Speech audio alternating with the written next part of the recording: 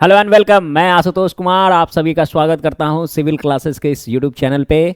आज हम लोग बात करेंगे फाइनेंस कमीशन का रिपोर्ट। जी हाँ बच्चों, 16th फाइनेंस कमीशन का रिपोर्ट आया है, उसके बारे में जानेंगे क्योंकि बजट में भी इसके बारे में डिटेल डिस्कस किया गया था। तो ये इंपॉर्टेंट हो सकता है हमारे प्रीलिम्स के एग्जाम के लिए, एज वेल एज इसको हम लोग यूज कर सकते हैं अपने मेंस के फॉर्डर पॉइंट को तैयार कर सकते हैं मेंस के लिए। ठीक है, तो आज 16th फाइनेंस कमीशन के रिपोर्ट को देखेंगे। इसमें सबसे इंपॉर्टेंट इनके रिकमेंडेशन सबको देखा जाएगा। सबसे पहले आपको पता है कि जो हमारे कॉन्स्टिट्यूशन में जो आर्टिकल 280 है, 280 आर्टिकल 280 है, ये इंडियन कॉन्स्टिट्यूशन का ये इंपावर करता है किसको? प्रेसिडेंट को इंपावर करता है टू इस्टेब्लिश या फिर to constitute a finance commission after every 5 year. इस बात को याद रखिएगा, ठीक है ना। प्रत्येक 5 साल के बाद एक फाइनेंस कमीशन का, एक आयोग का गठन करने का पावर, शक्ति प्रेसिडेंट को दिया गया। ठीक है, तो ये की पॉइंट है जिसको आप लोग को याद रखना है। ठीक है, आर्टिकल 280 और प्रेसिडेंट को इंपावर किया गया है इसी तरीके से। और ये जो इस बार का जो है फाइनेंस कमीशन, वो 16 फाइनेंस कमीशन है। इसको कॉन्स्टिट्यूट कब किया गया था? तो इसको कॉन्स्टिट्यूट किया गया था दिसंबर 2023 में। और इसके चेयरमैन कौन थे? तो इनके चेयरमैन हैं अरविंद पनगड़िया। ठीक है ना, ये इंपॉर्टेंट होगा एमसीक्यू में, इससे एक पॉइंट बन सकता है कि who has chaired the 16th finance commission, तो अरविंद पनगड़िया। ठीक है, इसके साथ साथ अदर मेंबर्स होते हैं और वो किसके द्वारा अपॉइंट किए जाते हैं? तो वो प्रेसिडेंट के द्वारा ही अपॉइंट किए जाते हैं। इस बात को याद रखिएगा। ठीक है, टेन्योर क्या होगा? मतलब कि जो 16th फाइनेंस कमीशन के जो रिकमेंडेशन है उसको अगर लागू किया जाएगा तो उसका टाइम पीरियड क्या होगा? तो याद रखना कि एट 1 अप्रैल 2026 से 31 मार्च 2031 तक, मतलब 2026 से 2031 तक फिस्कल ईयर का ये होगा। ठीक है, इस बात को याद रखिएगा, इस टेन्योर को याद रखना। ये इंपॉर्टेंट की पॉइंट्स है जो आपको याद रखना है। ठीक है ना, फिस्कल ईयर भी याद रखना है। चलिए अब चलते हैं अपने की रिकमेंडेशंस की तरफ से। तो की रिकमेंडेशन में सबसे पहले टैक्स डिवोल्यूशन के बारे में पढ़ेंगे, या फिर वर्टिकल डिवोल्यूशन जिसको कहते हैं, या फिर इसको डिविजिबल पूल ऑफ टैक्स कहते हैं। क्या है? सेंटर जो टोटल टैक्स कलेक्ट करती है उसका एक सर्टेन शेयर वो स्टेट्स को क्या करती है? देती है। ठीक है ना, तो उसी के बारे में है कि state shares in the divisible pool of central tax वो कितना रखा गया है? तो 41% रखा गया। ये 16 फाइनेंस कमीशन का रिपोर्ट है और इसको एक्सेप्ट कर लिया गया है। ये बजट में इसको डिक्लेयर कर दिया गया था। ठीक है ना, कि दिस इज एक्सेप्टेड, ये एक्सेप्टेड है। इस बात को याद रखना है। साथ ही साथ ये भी याद रखना है कि 15th फाइनेंस कमीशन ने भी जो divisible pool of central tax था उसको 41% ही रखा। ठीक है, इस डिविजिबल पूल ऑफ टैक्स या फिर सेंट्रल टैक्स का जो टोटल कलेक्शन होता है ना, उसमें जो सेस और सरचार्ज होते हैं वो डिविजिबल पूल ऑफ टैक्स में नहीं आते हैं। इसको याद रखना कि सेंट्रल टैक्स में जो सेस कलेक्ट किया जाता है और साथ ही साथ सेस के साथ साथ और क्या किया जाता है? सरचार्ज किया जाता है। क्या किया जाता है? सरचार्ज कलेक्ट किया जाता है। ये डिविजिबल पूल ऑफ टैक्स में नहीं आते हैं बच्चे, इस बात को याद रखना है। समटाइम्स प्रीलिम्स इससे भी क्वेश्चन बना सकती है, ये भी कंफ्यूजिंग पॉइंट की तरह यूज किया जा सकता है। These are not included in the divisible pool of tax, that is cess and surcharge। इसको याद रखना। ये वर्टिकल डिवोल्यूशन है। वर्टिकल डिवोल्यूशन है, एक हॉरिजेंटल डिवोल्यूशन होता है। हॉरिजेंटल डिवोल्यूशन क्या है कि ये जो सेंटर जो 41% अपना जो टोटल आउटले का 41% जो इसको देगी वो स्टेट्स में कैसे परकुलेट होगा या फिर स्टेट्स को कैसे आवंटन किया जाएगा, तो उसके लिए सर्टेन पैरामीटर्स यूज किए जाते हैं। जैसे कि देखो, हॉरिजेंटल डिवोल्यूशन की बात करोगे तो हॉरिजेंटल डिवोल्यूशन में इनकम डिस्टेंस को रखा गया। पहले 15th फाइनेंस कमीशन में इसको 45% दिया गया था, वेटेज दिया गया था। इस बार इसको घटा दिया गया है। ठीक है ना, और इसको घटा के 42.5% दिया गया। कंपैरेटिवली पढ़ेंगे क्योंकि कमीशन, यूपीएससी की कमीशन है, क्वेश्चन बनाएगी, किसी भी तरह से क्वेश्चन बना सकती है, तो इसको कंपैरेटिवली पढ़ेंगे। कभी कभी होता है कि ये पूछ दिया जाता है। पॉपुलेशन और किसके? सेंसस 2011 के अकॉर्डिंग जो पॉपुलेशन है उसका जो वेटेज था उसमें 15% था और इस बार उसको बढ़ा के कितना कर दिया गया है? तो 17.5% कर दिया गया। डेमोग्राफिक परफॉर्मेंस की बात करें तो पिछले फाइनेंस कमीशन के रिपोर्ट में उसको 12.5% वेटेज दिया गया था, इस बार इसको घटा के 10% दे दिया गया। तो आपको याद रखना है कि घटाया गया है, बढ़ाया गया है, इस तरह से भी क्वेश्चन पूछा जा सकता है कि इंक्रीज्ड और डिक्रीज्ड। ठीक है ना, तो ये भी पॉइंट बन सकते हैं। नेक्स्ट एरिया है। एरिया 15% था पिछले बार का, इस बार का 10% है, तो ये भी क्या किया गया है? डिक्रीज किया गया है।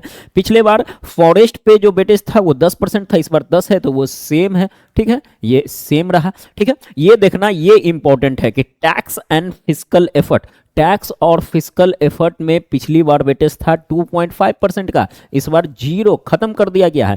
तो ये क्वेश्चन बन सकता है, ये क्वेश्चन बन सकता है। और नया ऐड किया गया है, न्यू इज एडेड, इस बात को याद रखना है। ये जो पॉइंट है ना, ये आपके एग्जाम के लिए सुपर इंपॉर्टेंट होने वाले हैं। कौन सा? ये कंट्रीब्यूशन टू जीडीपी है, ये वेरी वेरी इंपॉर्टेंट है, क्योंकि इसको इस बार ऐड किया गया है और इसको वेटेज दिया गया है 10% का, एक सिग्निफिकेंट पोर्शन का वेटेज दिया गया है 10% का। तो इसको अब अच्छे आपको याद रखना है कि 16th फाइनेंस कमीशन ने एक नया पैरामीटर्स या फिर क्राइटेरिया ऐड किया है, ठीक है, हॉरिजॉन्टल डिवोल्यूशन में, और वो है contribution to GDP by the states, ठीक है। तो इससे फायदा किसको होगा? इससे फायदा होगा साउदर्न स्टेट को, लेकिन नॉर्दर्न स्टेट में वो स्टेट जिनकी जीडीपी में कंट्रीब्यूशन बहुत कम है, उन लोगों को ये हानि पहुंचा सकता है, ठीक है ना।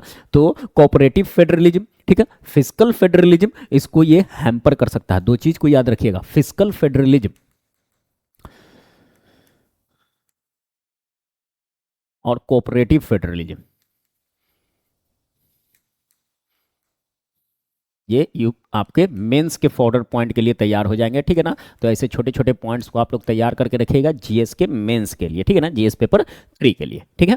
ये हो गया, चलिए ये तो हो गया horizontal as well as vertical हो गया। अब सर्टेन ग्रांट इन एड्स की बात करते हैं। तो ग्रांट इन एड में जो ग्रांट दिया गया है वो टोटल 9.4 लाख करोड़ का ग्रांट दिया गया बच्चे, 9.4 लाख करोड़ का ग्रांट दिया गया है। और ये कितने टाइम के लिए? तो 5 टाइम के लिए, 5 ईयर्स के लिए, आपको पता है। इसमें क्या क्या इंक्लूड होंगे? तो इसमें अर्बन और रूरल लोकल बॉडीज को ये ग्रांट मिलेगा, साथ ही साथ डिजास्टर मैनेजमेंट को मिलेगा, ठीक है, साथ ही साथ डिजास्टर मैनेजमेंट को मिलेगा। देखिए किस तरह से दिया गया है। तो लोकल बॉडीज को कितना दिया गया है? तो 4.4 lakh crore allocated to rural local bodies, ठीक है ना। लोकल बॉडीज आप लोग जानते हैं पंचायती राज इंस्टीट्यूशन, ठीक है, रूरल के लिए पंचायती राज इंस्टीट्यूशन, और अर्बन के लिए म्युनिसिपैलिटीज या फिर म्युनिसिपल कॉर्पोरेशन, ठीक है। और अर्बन को 3.6 लाख करोड़ दिया गया है। तो मतलब कि रूरल को ज्यादा दिया गया है, अर्बन को कम दे दिया गया है। तो ये भी आपके लिए एग्जाम में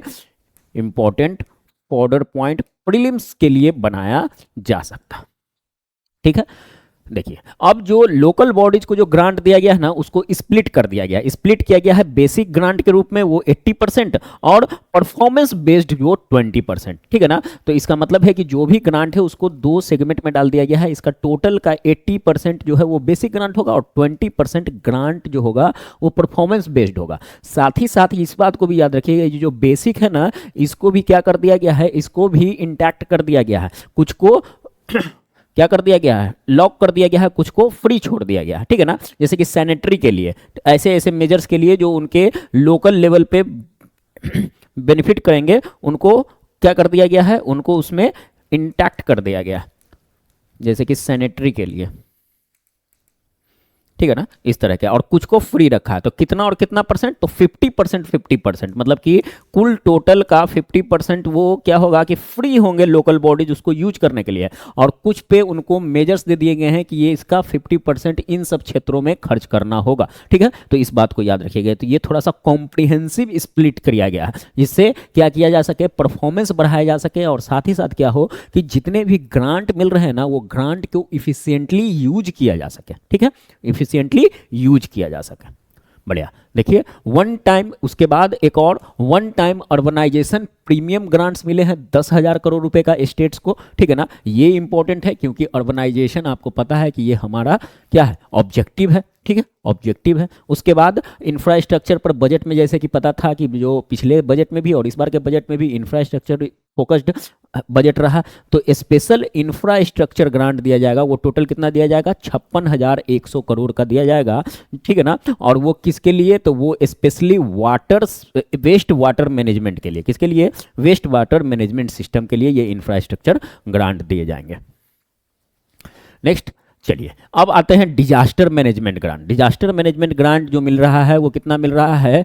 तो 2,04,401 करोड़ मिल रहे हैं किसको, स्टेट डिजास्टर रिलीफ को और मैनेजमेंट फंड को, ठीक है ना, एसडीआरएफ एंड एसडीएमएफ दोनों को मिलेगा, ठीक है। और इसमें सेंटर का कंट्रीब्यूशन कितना होगा, तो इसमें सेंटर का कंट्रीब्यूशन होगा 1,55,916 करोड़, 1,55,916 करोड़ ये सेंट्रल गवर्नमेंट का कंट्रीब्यूशन होगा। और बचे जितने हैं इसमें से, इस टोटल में से, वो किसके द्वारा होंगे, तो स्टेट्स के होंगे। आपको पता है ना कि स्टेट और सेंटर के बीच में शेयर होता है, ठीक है। जैसे कि अलग अलग राज्यों के लिए, स्टेट्स के लिए और यूटीज के लिए अलग होता है। जैसे कि देखो यहाँ पर लिखा हुआ है कि 19:10 का शेयर होगा, मतलब कि 90% सेंटर खर्च करेगी, मतलब कि 90% आउटलेट सेंटर का होगा और 10% होगा किसका, तो स्टेट्स का। और किन स्टेट्स का, तो नॉर्थ ईस्टर्न स्टेट्स का जो 7 सिस्टर्स है और साथ ही साथ हिमालयन स्टेट्स का, ठीक है। और जब नॉर्मल अदर स्टेट्स की बात करेंगे तो उसमें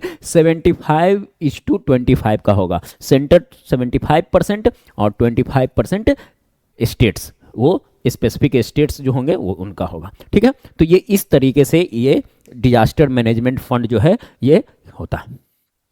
चलिए कुछ स्पेशल रिकमेंडेशंस है उसको भी पढ़ेंगे जो कि बहुत इंपॉर्टेंट है। जैसे कि उन्होंने बोला है कि सेंटर को बोला है क्या करना है कि उसको फिस्कल डिफिसिट को 3.5% ऑफ जीडीपी से कम करना है। कब तक, तो 2030-31 तक। कब तक, तो 2030-31 तक 3.5% की फिस्कल डिफिसिट से कम लाना है, बिलो करना है, रिड्यूस करना है, ठीक है ना। तो ये सब पॉइंट्स जो एग्जैक्टली मैंने लिखा है ना, ये आपके प्रीलिम्स के लिए और एज वेल एज मेंस के लिए इंपॉर्टेंट होगा।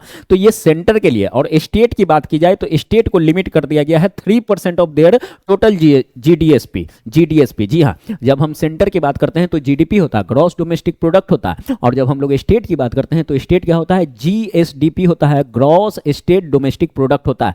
तो ये ठीक है ना, इस बात को ये साथ ही साथ उन्होंने ये भी बोला कि ऑफ बजट बोरोइंग को भी बंद करने की बात कर दी गई है, ठीक है ना। इसका मतलब है कि फिस्कल प्रूडेंस की बात की जा रही है, फिस्कल डिफिसिट को कम करने की बात की जा रही है, ठीक है ना। साथ ही साथ उन्होंने बोला है कि 308 इनएक्टिव एसपीएसई, ठीक है ना, जो सेंट्रल गवर्नमेंट या फिर स्टेट गवर्नमेंट के आने वाले पब्लिक सेक्टर इंटरप्राइजेज है, ये जो पब्लिक सेक्टर इंटरप्राइजेज है उसमें जो इनएक्टिव है उन सबको खत्म करना है। साथ ही साथ वैसे पब्लिक सेक्टर इंटरप्राइजेज जो लगातार 4 बार में से 3 बार लॉस शो की है, वो 3 सालों में लॉस शो की है, उसको भी बंद करने की बात की जा रही है। या फिर डिसइन्वेस्टमेंट करने की बात की जा रही है कि भैया या तो बंद कर दो या तो डाइवेस्ट कर दो, क्योंकि वहां पर अपना जो पैसा खर्च हो रहा है ना वो फिस्कल प्रूडेंस के अंदर नहीं है, वो हमारे पैसे बर्बाद हो रहे हैं, ठीक है, बढ़िया।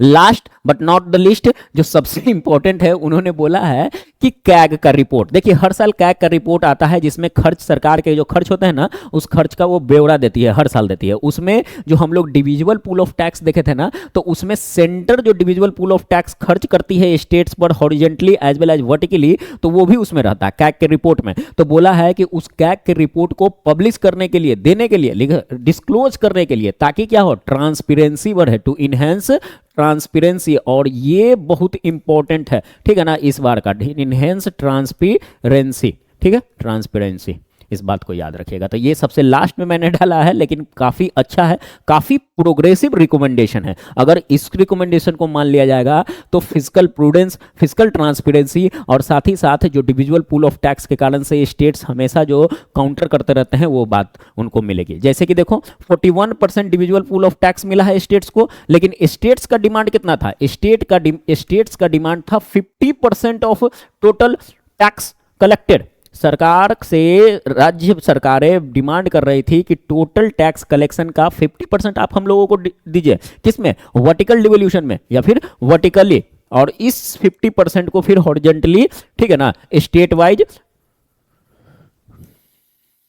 बांटिए, ठीक है। तो ये स्टेट्स का डिमांड कितना था, 50%, दिया कितना गया रिकमेंडेशन में 41%, और 41% को एक्सेप्ट भी कर लिया गया। That is all for 16th finance commission. ये सारे पॉइंट्स फॉर्डर पॉइंट्स है, आपके प्रीलिम्स के एग्जाम के लिए भी क्वेश्चन बनेंगे, डायरेक्ट क्वेश्चन बनेंगे। साथ ही साथ इंक्रीज और डिक्रीज वाला जो मैंने बताया था कि जो 16th फाइनेंस कमीशन और 15th फाइनेंस कमीशन के बीच में जो तालमेल, जो उनके क्राइटेरिया में जो चेंज हो रही है, उसको भी याद रखिएगा, जो आपके मेंस के लिए भी इंपॉर्टेंट होंगे, जीएस पेपर 3 के लिए।